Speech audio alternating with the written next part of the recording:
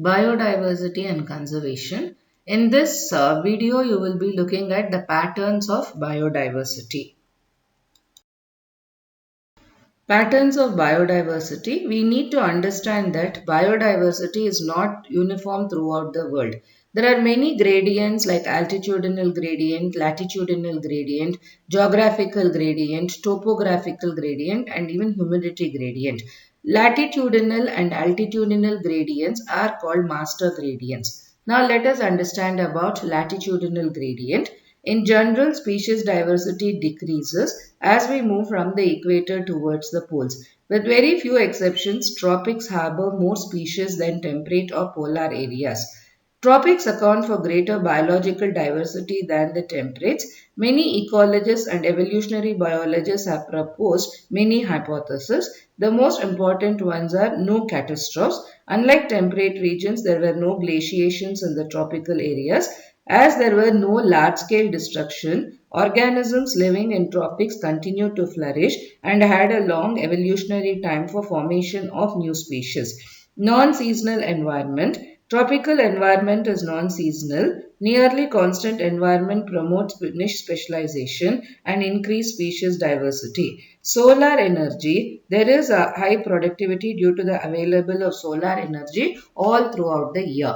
But there is one more hypothesis which is paradox to all the above stated hypothesis, and it is called paradox of enrichment. Conditions favoring growth do not induce biodiversity or specialization or speciation. It is called paradox of enrichment. More biodiversity is generated where there is disturbance and heterogeneity. Now, altitudinal gradients. The second master gradient of biodiversity is observed when one ascends a mountain. Biodiversity is maximum at the base. It decreases with increase in altitude. Rise in altitude decreases mean temperature. When the temperature is lower and greater seasonal variability, it reduces the diversity. Vegetation and fauna become sparse in the subalpine and alpine regions. So, German naturalist and geographer Alexander von Humboldt, while exploring jungles of South America, found that within a region, species richness increased with increase in area, but up to a certain limit. It appears as a rectangular hyperbola for a wide variety of organisms like vascular plants, birds, bats, and freshwater fishes. The relationship is a straight line on a logarithmic scale. So if you look at log S is equal to log C plus Z log A, where S is the species richness, A is the area, Z is the slope of line, that is the regression coefficient, and C is the y-intercept.